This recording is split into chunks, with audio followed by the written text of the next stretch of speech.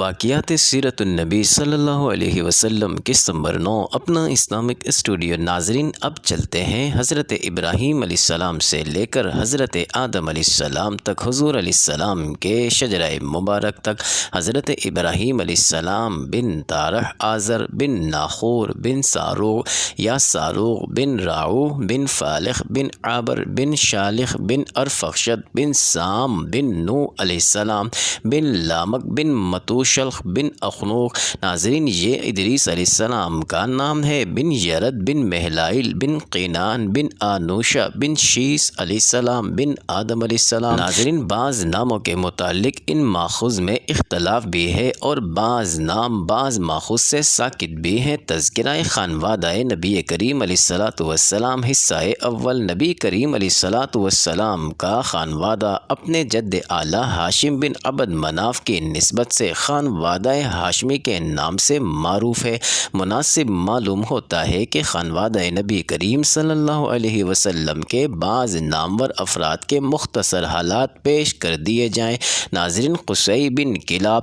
قصی بن club آپ صلی اللہ علیہ وآلہ وسلم سے 5 پشت پہلے کے بزرگ ہیں۔ دراصل یہی قصی بن کلاب ہیں جنہوں نے نہ صرف بنو خزاعہ سے خانہ کعبہ کی تولیت کا حق واپس لیا بلکہ اپنی قوم بنی اسماعیل اور قبیلے بنی قریش کو منظم و متحد کر کے مکہ کو ایک باقاعدہ ریاستی شہر کی شکل دی۔ خانہ کعبہ کی تولیت ایک ایسا شرف تھا جس کی وجہ سے قصی بن کلاب اور ان کی آل اولاد کو نہ صرف مکہ بلکہ پورے جزیرہ نما عرب میں ایک خصوصی سیادت اور عزت و احترام کا درجہ حاصل ہو گیا، اور قصی بن کلاب نے خود کو اس کا اہل ثابت بھی کیا۔ قصی بن کلاب کو بلا مبالغہ مکہ کی شہری ریاست کا مطلق العنان بادشاہ کا درجہ حاصل تھا۔ انہوں نے نہ صرف خانہ کعبہ گرا کر نئے سرے سے اس کی تعمیر کرائی بلکہ پہلی دفعہ اس پر کھجور کے پتوں سے چھت بھی ڈالی۔ اس کے علاوہ خانہ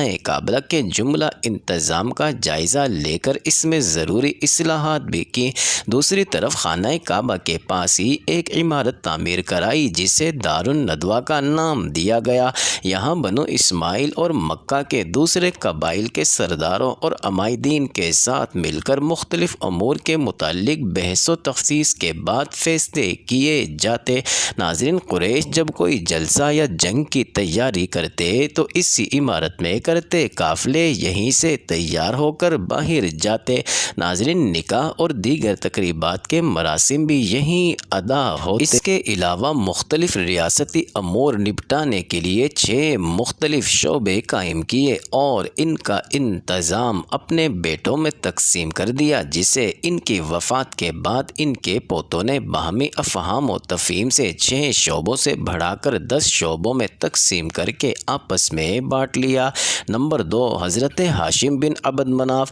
ناظرین، حضرت ہاشم بن عبد مناف قصی بن کلاب کے پوتے تھے۔ جب عبد مناف اور بنو عبد الدار کے درمیان عہدوں کی تقسیم پر مصالحت ہو گئی تو عبد مناف کی اولاد میں حضرت ہاشم کو ہی سقایا اور رفادہ یعنی حجاج کرام کو پانی پلانے اور ان کی میزبانی کرنے کا منصب حاصل ہوا۔ حضرت ہاشم بڑے مالدار اور نہایت ہی جلیل القدر بزرگ تھے۔ ان کا اصل نام عمر تھا۔ چونکہ ان کے ذمہ حاجیوں کے کھانے پینے کا انتظام بھی تھا تو وہ ان زائرین کی تواضع ایک خاص قسم کے عربی کھانے سے کرتے جسے حشم کہا جاتا تھا۔ ناظرین، عربی زبان میں حشم شوربہ میں روٹیاں چورا کرنے کو کہتے ہیں۔ مکہ میں 1 سال قحط پڑا تو انہوں نے تمام اہل مکہ کے لیے یہی شوربہ تیار کرایا جس پر انہیں ہاشم کا لقب ملا اور تاریخ نے پھر انہیں اسی لقب سے یاد رکھا۔ ناظرین، ان کی اولاد قریش کے معزز ترین قبیلے بنو ہاشم کے نام سے مشہور ہے۔ انہوں نے قریش کے تجارتی قافلے شروع کروائے اور ان کے لیے بازنطینی سلطنت کے ساتھ معاہدے کیے جن کے تحت قریش بازنطینی سلطنت کے تحت آنے والے ممالک بغیر محصول ادا کیے تجارت کر سکتے تھے اور تجارتی قافلے لے جا سکتے تھے۔ ناظرین، یہی معاہدے وہ حبشہ کے بادشاہ کے ساتھ بھی کرنے میں کامیاب ہوئے جس کا تمام قریش کو بے انتہا فائدہ ہوا اور ان کے قافلے شام، حبشہ، ترکی اور یمن میں جانے لگے۔ ناظرین، ایک بار تجارت کی غرض سے شام گئے۔ دوران سفر یثرب، جس کا نام بعد میں مدینہ یا مدینۃ الرسول صلی اللہ علیہ وآلہ وسلم ہوا، اس میں ٹھہرے۔ ناظرین، وہاں قبیلہ بنو نجار کی ایک خاتون سلمہ بنت عمرو سے شادی کر لی اور کچھ دن وہیں ٹھہرے رہے۔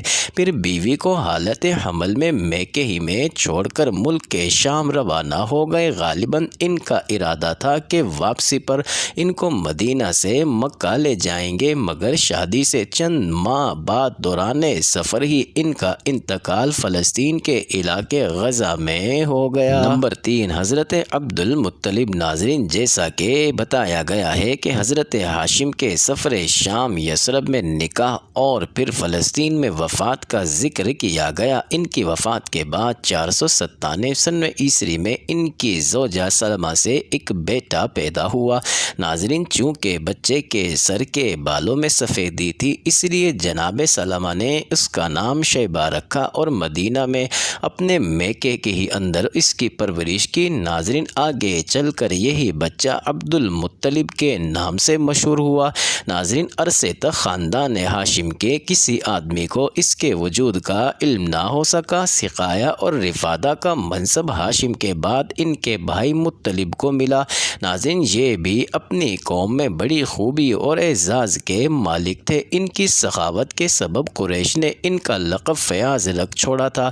ناظرین، جب شیبہ یعنی عبد المطلب 7 یا 8 برس کے ہو گئے تو مطلب کو ان کا علم ہوا اور وہ انہیں لینے کے لیے روانہ ہوئے۔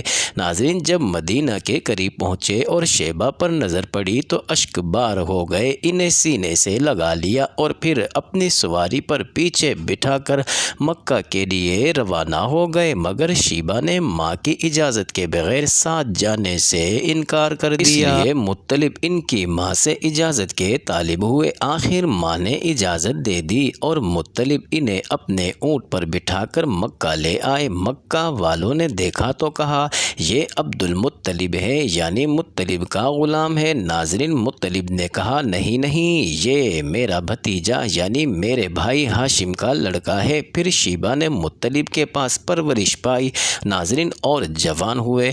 مکہ آنے کے کچھ عرصہ بعد ہی مطلب بن عبد مناف کی وفات یمن کے سفر میں ہو گئی تو ان کے چھوڑے ہوئے مناصب عبد المطلب کو حاصل ہوئے۔ ناظرین، سرداری اور کعبہ کے زائرین کی خدمت پر جو مطلب بن عبد مناف نے حضرت عبد المطلب کے سپرد کی تھی، نوفل بن عبد مناف نے قبضہ کرنا چاہا۔